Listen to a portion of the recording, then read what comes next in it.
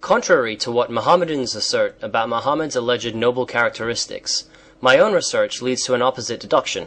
What are your conclusions? The most remarkable feature of the hadith is the fact that they expose and reveal the real characteristics of Muhammad, a man completely devoid of compassion, mercy, veracity, or nobility, a man who deliberately and continually manipulated, deceived, and betrayed the trust of his gullible and superstitious followers during all of his 23 years' mission. He used the wealth that he plundered and pirated from all of his innocent victims to bribe, induce, corrupt, entice, or buy off those who would otherwise not join his cult belief system.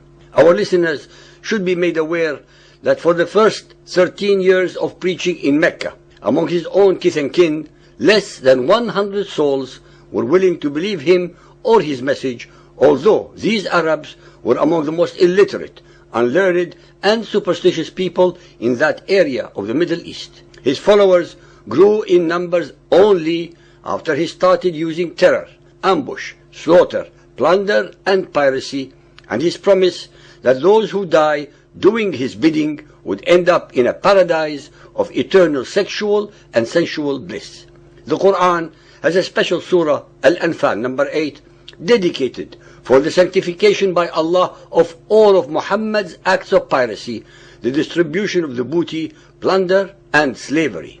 Let me now recite only a fraction of the verses that prove my statements. Al-Ma'idah 5.119. Allah will say, this is the day on which the Muslims will profit from Islam. Al-Anfal 8.1. They ask you about the benefits of capturing the spoils of war. Tell them that the benefits belong to Allah and to His Messenger. So fulfill your duty to Allah and the Prophet. 8.69. So enjoy what you took as booty. The spoils are lawful and good. Al-Tawbah 9.42.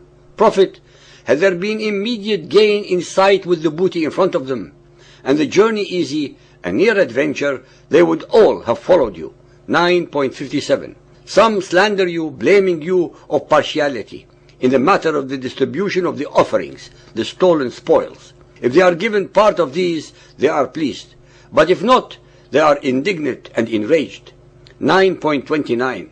Fight against those people of the book, Christians and Jews, who do not follow what Allah and His Messenger acknowledge as the true religion, Islam, nor accept our law, until they pay the jizya, tribute, tax, in submission and humiliation.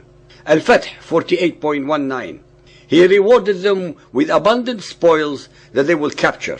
Allah has promised you much booty that you shall take, and He has made this easy for you. Al-Duha 93.4. Soon will your Lord give you so much, you shall be well pleased. Did He not find you poor and made you rich? Bukhari 4.46. I heard Allah's Apostle saying, Allah guarantees that He will admit the Muslim fighter into paradise if he is killed, otherwise He will return him to his home safely with rewards and booty. Of course, Allah will reward the pirates with the rape, enslavement, and plunder of their innocent victims. Bukhari 4.376. While Allah's Apostle was accompanied by the people on their way back from Hunyan, the Bedouins started begging for things so aggressively that they forced him to go under a samura tree where his outer garment was snatched away.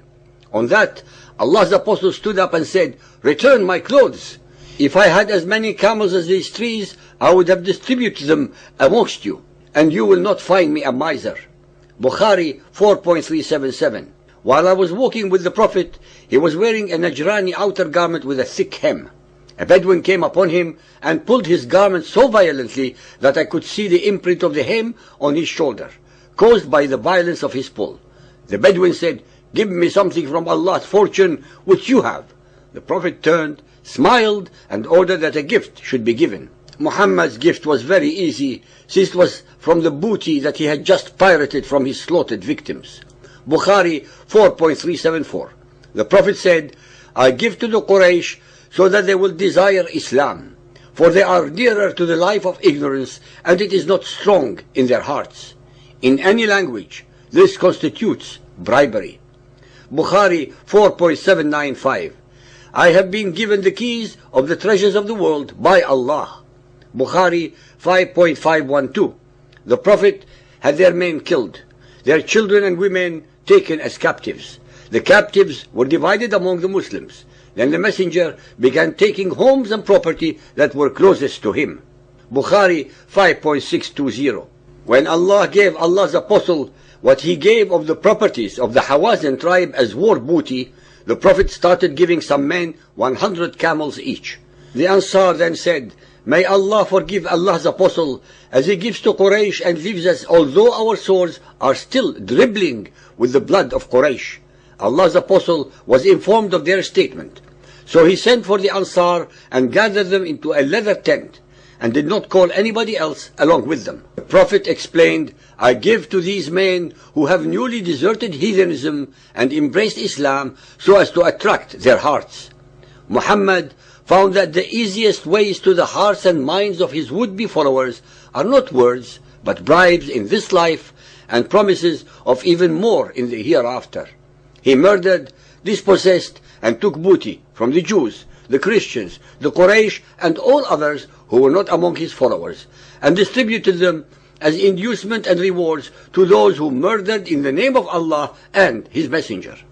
Bukhari 9.59. When the Prophet died, Arabs reverted to disbelief. Bukhari 9.127. The Prophet said, "I have been awarded victory by terror, so the treasures of the earth are mine." Ishaq 3.27. Allah made booty lawful and good. He used it to entice the Muslims to unity of purpose, so enjoy what you have captured. Ishaq 3.24. Allah told them how to divide the spoil. He made it lawful and said, "A fifth of the booty belongs to the apostle." Tabari 8.16. Soon the trial became great for the Muslims and fear intensified. One said, "Muhammad was promising us that we should eat up the treasures of Xerxes and Caesar, and now none of us even can go out to relieve himself." Tabari 8.116. So Muhammad began seizing their herds and their property bit by bit. He conquered home by home. The messenger took some of his people captive, including Safiya and her two cousins. The Prophet chose Safiya for himself. When Diya protested, wanting to keep Safiya for himself, the apostle traded for Safiya by giving Diya her two cousins. The women of Khaybar were distributed among the Muslims. Ishaq 515. When the people of Fadak heard of what had happened, they sent word to the messenger asking him to banish them and spare their lives, saying they too would leave him their property. So Khaybar became the prey of the Muslims, while Fadak belonged exclusively to the Messenger of Allah, becoming his personal property. Ishaq 594. The apostle gave gifts to those whose hearts were to be won over, notably the chiefs of the army, to win them and through them the people. Tabari 9.196. Fatima, Muhammad's daughter, and Ali, Muhammad's adopted son, and Fatima's husband, came to Bakr demanding their share of the inheritance of the messenger. They demanded Muhammad's land in Fadak and his share of Khaybar's tribute. Ladies and gentlemen, so-called believers and unbelievers, all the Muhammadan records show that he died a very wealthy man, contrary to all the lies and deception perpetrated and repeated by his later and current followers who tell an otherwise ignorant world that he died in poverty.